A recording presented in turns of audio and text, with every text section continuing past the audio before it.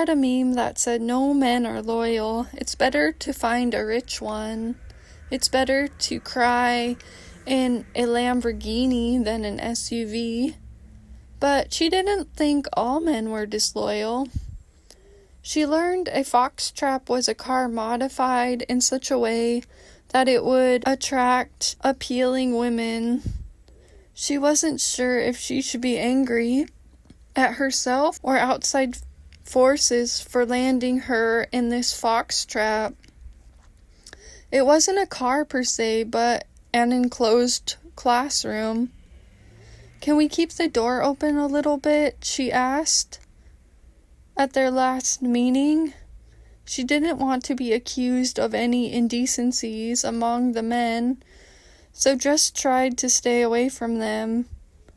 Then she was judged for being too reserved. Women were judged for being too hot, not hot enough, for having children, for not having children, for working while having children, for not working while having children. Mr. Saplin was like the Beetle King in the story of Thumbelina. The Beetle King found her attractive at first, but he thought she was ugly when he found out she wasn't a beetle. Since then, it seemed like life had become a classic ballet in which good prevailed over evil. The abuse of hardship is disappearing, and the affliction of curses is gone and done away with. I am healing, she thought. It is a new beginning with new opportunities. This February, I vow to be prettier, wiser, and less reactive, she told herself. Mr. Saplin said she was fired because her words were unprofessional, but she was just keeping it real.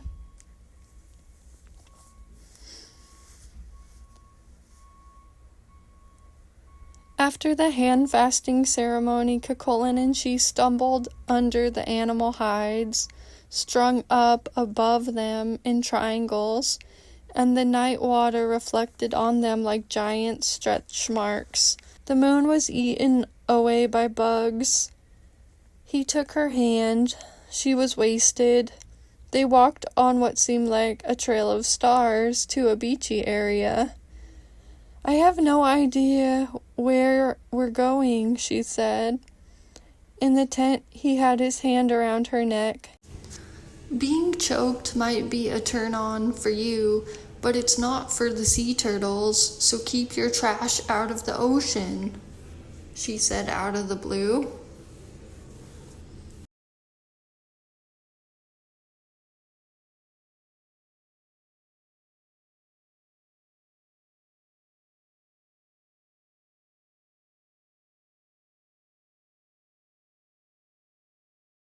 Although it was not like he was strangling her, it was still a little strange. And anyway, they never stopped first to talk about boundaries.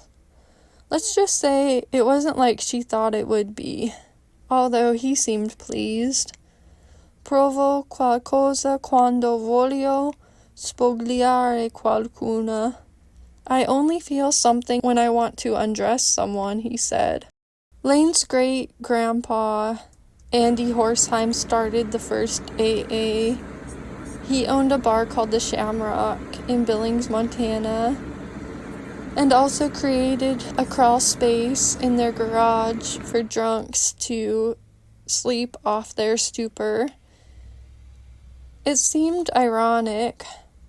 Laine was proud of her family of alcoholics and survivors. Maybe she wasn't alone skirting these extremes of vice and virtue. She'd come from a long line.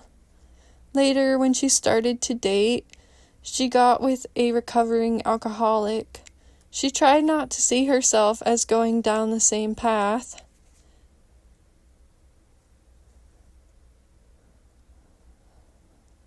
But it just came so easily, like how her body moved towards Cuchulain's after just one drink. After it was finished, They lay next to an abandoned corral. All of it was like a dream. It was not very pleasurable. She traced curly cues of ancient Irish design chiseled into the stones, growing around them like a thicket. She traced them with her fingers, and she felt the sparks run up her spine, as they did when something felt right. Circulinear designs, is that what they're called? She was in love. The designs looked so old and yet so vibrant and alive at the same time. Had she drawn them and forgotten? No, they were what she would begin to draw. They leapt from the rocks and into the air. They bent and morphed into animals running through fields, a red deer and a white bull.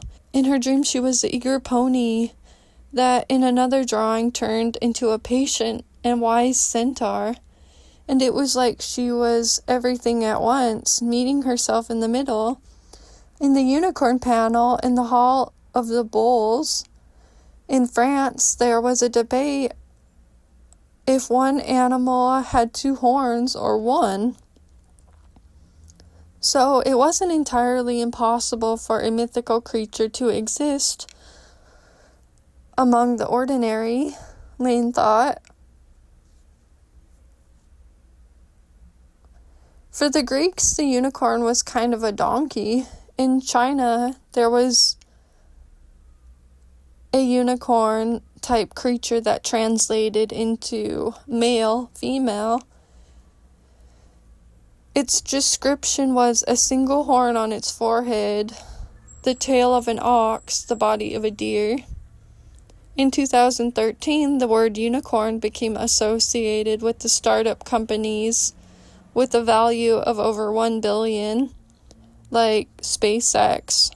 For some reason, I'm being kept in the arena in spite of this harsh season, Laine thought, despite my own insecurity and impatience, and the outside forces trying to extinguish my flame.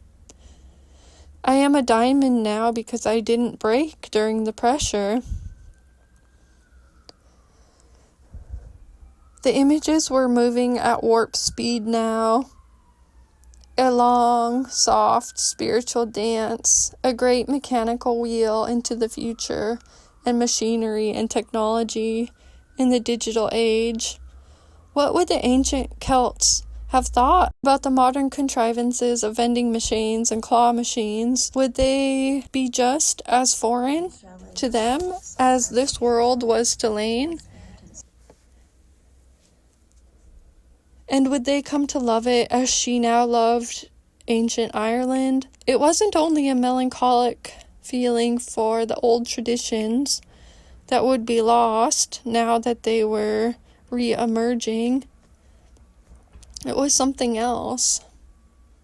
You and I are on the same page, aren't we? Laine asked Cuchulain. She turned towards him. He was pretending to be asleep. It was a sense of presence and stillness and creativity that permeated the core of her being and would have been obliterated with the ding of an iPhone. And she was in nirvana for at least a minute or so. Advancements in technology gave her a sense of certainty, control, and order in her life. That was mere illusion, just like the Corellia trackway provided logic to the dream she was walking. She got a bulletproof phone case for when she dropped her phone. Mom said she should wear it next to her heart. Sono a prova di proiettili.